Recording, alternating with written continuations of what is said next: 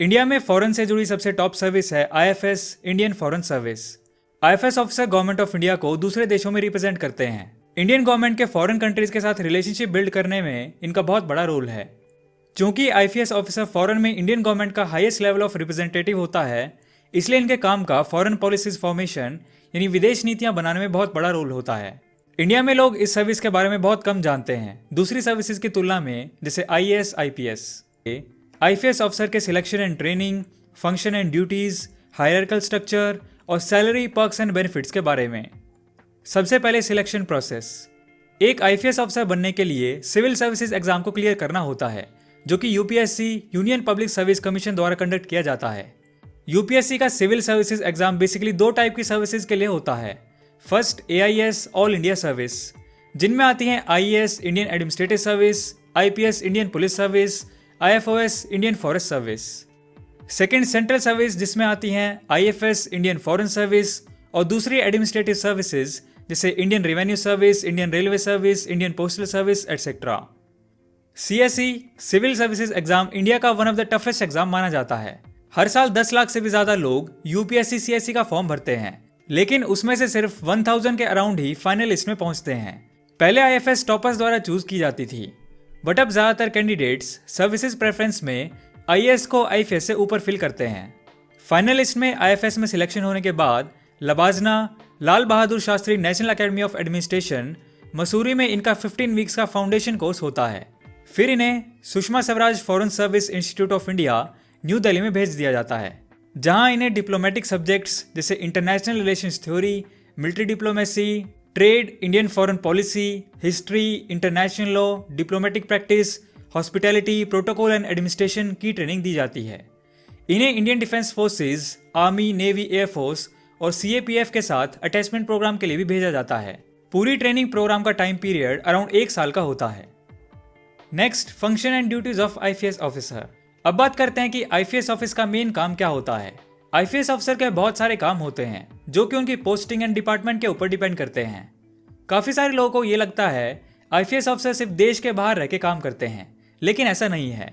IFS officers mainly 2 divisions में काम करते हैं, एम्बेसी और MEA, ministry of external affairs. Embassy जो फॉरेन कंट्रीज में होती है, जैसे यूएस में इंडियन एम्बेसी, ऑस्ट्रेलिया में इंडियन एम्बेसी, कनाडा में इंडियन एम्बेसी, इस तरीके से। और एमईए का ऑफिस इंडिया में होता है।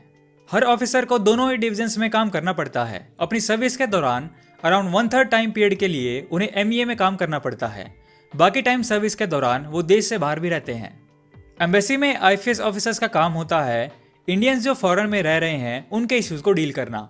और जब भी इंडिया से प्रेसिडेंट, प्राइम मिनिस्टर, कोई और मिनिस्टर या फिर कोई डिप्लोमेट इंडिया से फॉरेन जाते हैं, सपोज कनाडा जाते हैं, तो कनाडा में इंडियन एम्बेसी की रिस्पॉन्सिबिलिटी होती है उनके लिए सब जरूरी अरेंजमेंट्स करना। वहाँ मिनिस्टर्स को उस कंट्री के साथ इंडिया के रिलेशन समझाने से लेकर उनका बिहेवियर, उनकी स्पीच तैयार करने तक सारा काम आईएफएस ऑफिसर का होता है। इसके अलावा एम्बेसी का काम होता है कि उस कंट्री की डेवलपमेंट्स, प्रोग्रेस वगैरह के बारे में इंडिया को प्रॉपर रिपोर्ट्स बना के दें, जिससे इंडिया को उस कंट्री के साथ नीतियां बनाने और ट्रेड डील्स फाइनलाइज करने में हेल्प मिले। एमईए का काम होता है एम्बेसी से आई रिपोर्ट्स के डेटा को एनालाइज करना और उसके अकॉर्डिंग फॉरेन पॉलिसी तैयार करना।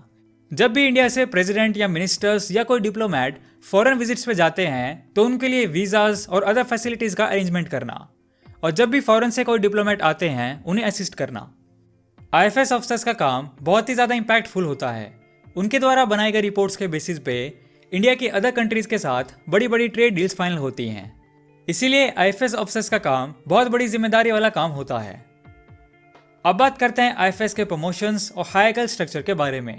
सबसे पहले आईएफएस ऑफिसर्स को भेजा जाता है लैंग्वेज ट्रेनिंग के लिए, जिस कंट्री में उनकी पोस्टिंग होती है, जिसके दौरान उन्हें कहा जाता है ओटी, ऑफिसर्स ट्रेनीज, या फिर 3rd सेक्रेटरी। फिर ये सक्सेसफुली कंप्लीट होने के बाद उनके अलॉटेड कंट्री की एम्बेसी में फर्स्ट पोस्टिंग होती है एज एन 2nd सेक्रेटरी। फिर इसके बाद 6 साल की सर्विस पूरी होने के बाद उनकी हो जाती है प्रमोशन और वो बन जाते हैं 1st सेक्रेटरी। फिर 13 साल की सर्विस के बाद उनकी प्रमोशन होती है एज काउंसलर, जिसे डायरेक्टर भी कहते हैं। फिर इससे ऊपर की पोस्ट आती है minister 16 to 18 years of service के बाद। फिर इससे हायर रैंक आती है डेप्यूटी हाई कमिश्नर, जिसे DCM, deputy chief of mission और डेप्यूटी परमानेंट रिप्रेजेंटेटिव भी कहते हैं। और फिर एम्बेसी में सबसे हाईएस्ट पोस्ट आती है हाई कमिश्नर यानी एम्बेसडर। मोस्टली आईएफएस ऑफिसर्स अपने करियर में एम्बेसडर की पोस्ट तक पहुंच जाते हैं। अब बात करते हैं MEA ministry of external affairs के हायरार्किकल स्ट्रक्चर की। आईएफएस अफसर सबसे पहले बनते हैं असिस्टेंट सेक्रेटरी / अंडर सेक्रेटरी, फिर इससे ऊपर डेप्यूटी सेक्रेटरी, फिर इसके बाद डायरेक्टर, फिर जॉइंट सेक्रेटरी, फिर एडिशनल सेक्रेटरी, फिर सेक्रेटरी और फिर लास्ट में आती है आईएफएस की सबसे highest rank foreign secretary of India, जो इंडिया के टॉप डिप्लोमेट होते हैं, यानी इंडियन फॉरेन सर्विस और फॉरेन सर्विस बोर्ड के एडमिनिस्ट्रेटिव हेड होते हैं। अब बात करते हैं आईएफएस अफसर की सैलरी, पर्क्स एंड बेनिफिट्स के बारे में। 7 पे कमीशन के इम्प्लीमेंटेशन के बाद सिविल सर्वेंट्स को इंडिया में ठीक ठाक पैकेज मिलता है। आईएफएस अफसर की स्टार्टिंग बेसिक सैलरी है around ₹60,000 per month. IFS officers को हालांकि बेसिक सैलरी उतनी नहीं मिलती, लेकिन इसके अलावा जिस कंट्री में वो पोस्टेड होते हैं उसके अकॉर्डिंग उन्हें मिलता है SFE, स्पेशल फॉरेन अलाउंस। इसको ऐड करने के बाद कुछ कंट्रीज में आईएफएस अफसर की सैलरी 3 लाख पर मंथ से भी ज़्यादा हो जाती है। इसके अलावा आईएफएस अफसर्स को गवर्नमेंट की तरफ से बहुत सारी फैसिलिटीज़ और बेनिफिट्स भी मिलते हैं। जैसे आईएफएस ऑफिसर को जिस कंट्री में वो पोस्टेड होते हैं वहाँ के VVIP एरिया में 2 to 3 BHK फ्लैट बहुत ही कम रेट में प्रोवाइड कराती है और साथ ही कुक, हेल्पर वगैरह का एक्सपेंस भी गवर्नमेंट उठाती है। आईएफएस अफसर को गवर्नमेंट की तरफ से मिनिमम एक व्हीकल भी प्रोवाइड किया जाता है ड्राइवर के साथ। इसके अलावा आईएफएस ऑफिसर के इन व्हीकल का एक्सपेंसेस जैसे पेट्रोल, डीजल या मेंटेनेंस वगैरह का खर्च भी गवर्नमेंट उठाती है।